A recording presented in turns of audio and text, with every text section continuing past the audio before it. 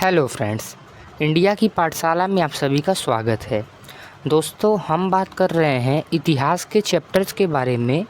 मतलब दोस्तों, हिस्ट्री के चैप्टर्स के बारे में बात कर रहे हैं, जहां पे दोस्तों हम एक एक चैप्टर वाइज सारे क्वेश्चंस को हिस्ट्री के देख रहे हैं। और दोस्तों, क्वेश्चन के माध्यम से हम सारा चैप्टर कंप्लीट करने की कोशिश कर रहे हैं। दोस्तों, हिस्ट्री आपके सभी एग्ज़ाम्स के लिए इम्पॉर्टेंट है। आप जहाँ जहाँ हिस्ट्री आती है दोस्तों, वहाँ वहाँ ये वीडियोस आपके लिए इम्पॉर्टेंट हैं। दोस्तों, इन सब वीडियोस का मैंने एक प्लेलिस्ट बना के तैयार कर दिया है। आप उस प्लेलिस्ट से डायरेक्ट दोस्तों पूरा का पूरा हिस्ट्री एक बार में ही पढ़ सकते हैं। दोस्तों, मैंने वीडियो ऐसा बनाया है जैसे आपको अच्छे तरीके से समझ में आए और आपको ज़्यादा कन्फ्यूजन ना हो। दोस्तों, मेरे वीडियोस छोटे भी हैं ताकि आप इसे 2 से 3 बार देख के आप अपने चैप्टर्स को रिवाइज करके अपने तैयारी को पक्का कर सकते हैं। ठीक है दोस्तों, चलिए आज का हमारा चैप्टर का नाम है यूरोपीय का भारत में आगमन। ठीक है दोस्तों, जो भारत में यूरोपीय कंपनियां आई थी दोस्तों, यानी बाहर से जो कंपनियां आई थी दोस्तों, उनके बारे में आज हम बात करने वाले हैं। तो हमारा यहाँ पे पहला क्वेश्चन आप देख सकते हैं दोस्तों। ये रेड लाइन में आपको जो भी दिख रहा है दोस्तों, ये सब एग्ज़ाम में आए हुए सन और ईयर हैं। ठीक है दोस्तों, तो आप यहाँ से देख सकते हैं। हालांकि ये क्वेश्चंस बहुत ही इंपॉर्टेंट है, जो कि हर एग्ज़ाम में पूछे जाते हैं। तो हमारा पहला क्वेश्चन है दोस्तों, भारत के साथ जिन्होंने सर्वप्रथम व्यापार में संबंध बनाए वह कौन थे? तो दोस्तों, कौन थे, यहाँ पे चेक आंसर पे क्लिक करते हैं। कौन है दोस्तों? पुर्तगाली। ठीक है दोस्तों, पुर्तगाली थे जो सर्वप्रथम व्यापार संबंध बनाए थे। कहाँ पे दोस्तों? भारतीयों के साथ। नेक्स्ट क्वेश्चन के बारे में बात करें तो सबसे बाद में कौन सी यात्री आए? तो दोस्तों, सबसे बाद में कौन आया? आए पुर्तगाली। कौन आया दोस्तों? पुर्तगाली आए थे। ठीक है दोस्तों, चलिए फिर नेक्स्ट क्वेश्चन के बारे में बात करते हैं, जो कि हमारा क्वेश्चन नंबर 3 है। भारत में पुर्तगाली साम्राज्य पर सर्वप्रथम प्रकाश किसने डाला? तो दोस्तों, ये किसने डाला था? ये डाला था डोमिंगो पेस ने। किसने दोस्तों? डोमिंगो पेस ने। डोमिंगो पेस ने भारत में जो पुर्तगाली साम्राज्य था दोस्तों, उस पर सर्वप्रथम प्रकाश डाला था, यानी उसके बारे में नाम उजागर किया था। फोर्थ के बारे में बात कर लेते हैं दोस्तों। तो फोर्थ क्वेश्चन हमारा बोलता है, वास्को डी गामा ने भारत का समुद्री मार्ग आसा अंतरीप होकर ढूंढा और सबसे पहले पहुंचा। तो कहाँ पर पहुंचा था दोस्तों? ये पहुंचा था कालीकट पर। कहाँ पे दोस्तों? कालीकट बंदरगाह हुआ करता था दोस्तों भारत का, वहाँ पर ये वास्को डी गामा पहुंचा था। ठीक है दोस्तों, चलिए आगे बात करते हैं हम। तो प्रश्न संख्या 5 बोलता है कि भारत तक समुद्र मार्ग की खोज किसने की थी? तो दोस्तों, भारत तक समुद्र मार्ग की खोज किसने की थी? तो ये किया था दोस्तों पुर्तगीज द्वारा। किसके द्वारा हुआ था दोस्तों? ये हुआ था पुर्तगीज के द्वारा, यानी पुर्तगालियों के द्वारा। आगे बात करते हैं। तो गोवा, दमन और द्वीप का उपनिवेशीकरण मूलतः का किया गया था। तो किसने किया था दोस्तों? गोवा और दमन द्वीप का जो है उपनिवेशीकरण किसने किया था दोस्तों? तो ये किया था हमारे पुर्तगालियों ने। ठीक है दोस्तों, पुर्तगालियों का ही अगर आप देखें तो गोवा में और दमन द्वीप में कब्जा था। ठीक है दोस्तों, पुर्तगालियों का। नेक्स्ट बात करते हैं। तो डच शब्द संबंधित है।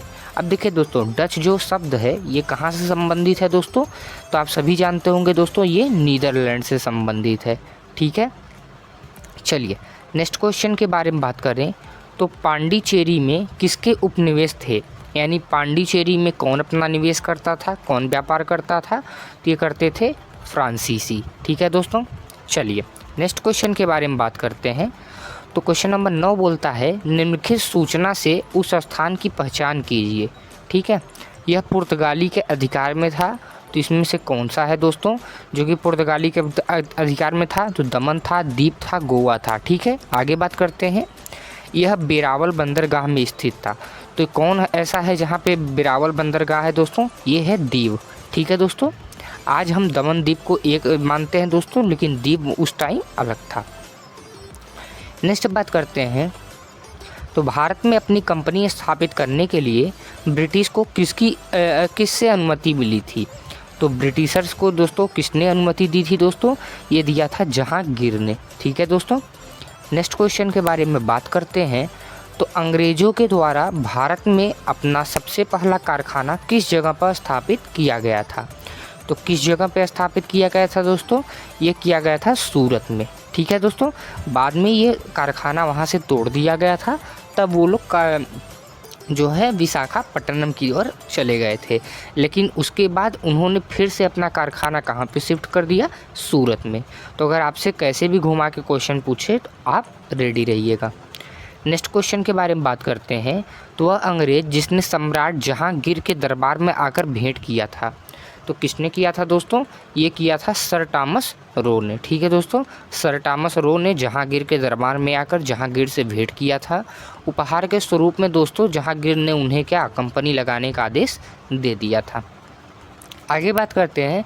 तो अंग्रेज़ भारत में व्यापारी के रूप में आए और उन्होंने जो कंपनी बनाई उसका क्या नाम था?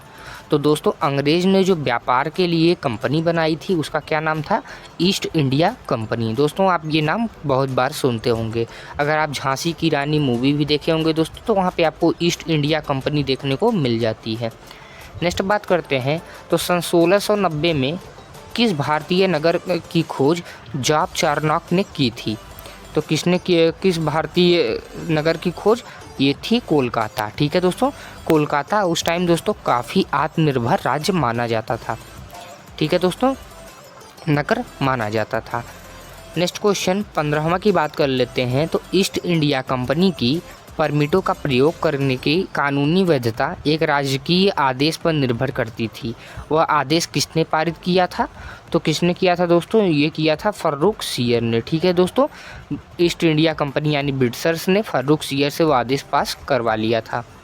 नेक्स्ट बात करते हैं। तो ब्लैक होल एपिसोड किस युद्ध में युद्ध के पहले की घटना है? ठीक है दोस्तों, तो किस युद्ध के पहले ब्लैक होल एपिसोड घटना हुई थी? प्लासी के युद्ध के पहले।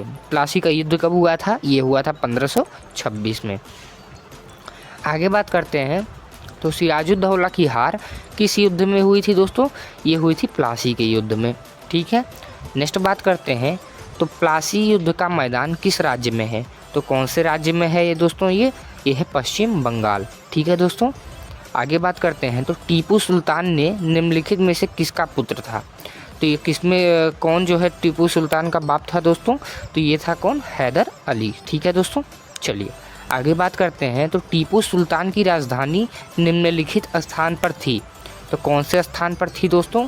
तो ये थी श्रीरंगपट्टनम में। कहाँ पे थी दोस्तों? श्रीरंगपट्टनम। आगे बात करते हैं 21वां नंबर। तो निम्न में से किस शासक ने विदेशों में आधुनिक प्रकार के दूतावास स्थापित किए? तो किसने किए दोस्तों? ये किए टीपू सुल्तान ने। नेक्स्ट बात करते हैं। तो टीपू सुल्तान का ग्रीष्म महल कौन सा था? कौन सा है? तो कौन सा है दोस्तों? ग्रीष्म महल के नाम से कौन सा जाना जाता है? दरिया दौलत बाग के नाम से। ठीक है दोस्तों, आगे बात करते हैं। तो द्वितीय आंग्ल मैसूर युद्ध किसके संधि के तहत समाप्त हुआ? तो किस संधि के तहत दोस्तों? मैंगलोर के संधि के तहत। ठीक है दोस्तों, मंगलोर की संधि के तहत द्वितीय आंग्ल मैसूर युद्ध जो है समाप्त हो गया था। नेक्स्ट बात करते हैं। तो टीपू सुल्तान की मृत्यु 1799 ईस्वी में कौन से युद्ध में हुई थी? तो कौन से युद्ध में हुई थी दोस्तों? तो ये हुई थी श्रीरंगपट्टनम के युद्ध में। नेक्स्ट बात करते हैं। तो निम्नलिखित में से कौन से युद्ध ने अवध के नवाब को ईस्ट इंडिया कंपनी पर आश्रित बना दिया था? तो कौन से युद्ध के दोस्तों? बक्सर के युद्ध ने। दोस्तों इस युद्ध में क्या हुआ था कि ईस्ट इंडिया कंपनी जो है लगभग जीत गई थी। जीत क्या मतलब दोस्तों? वो 99% जीत ही गई थी। ठीक है, इसके वजह से अवध के नवाब जो हैं दोस्तों वो पूरा आश्रित हो गए कि इसके ऊपर, ईस्ट इंडिया कंपनी के ऊपर। ठीक है दोस्तों, तो ये हमारा 25 मोस्ट इम्पॉर्टेंट क्वेश्चन थे दोस्तों यूरोपीय का भारत में आगमन नामक चैप्टर से। दोस्तों ऐसे धीरे धीरे हम इतिहास के सारे चैप्टर्स को कंप्लीट कर लेंगे। अब लगभग दोस्तों 4 वीडियोस और आएंगे दोस्तों। ठीक है, 4 वीडियोस आएंगे जिसमें एक आधुनिक भारत का इतिहास है दोस्तों, वो 2 पार्ट में आएगा। ठीक है, तो ये 4 वीडियोस आएंगे और इसके बाद आपका टोटल हिस्ट्री कंप्लीट हो जाएगा। दोस्तों यहाँ पे हमने 1000 क्वेश्चंस के लगभग सीरीज़ देख लेते हैं दोस्तों। तो इसमें क्या होता है, आपका सब कुछ कंप्लीट हो जाता है। तो आपको डरने की बात कोई नहीं है दोस्तों। अगर आप इतना पूरा कंप्लीट कर लेते हैं दोस्तों, तो इससे बाहर आपका हिस्ट्री का क्वेश्चन नहीं जाएगा। चलिए दोस्तों, अगर ये वीडियो पसंद आया तो वीडियो को प्लीज़ लाइक करें। अगर दोस्तों चैनल पसंद आई तो चैनल को प्लीज़ सब्सक्राइब करें।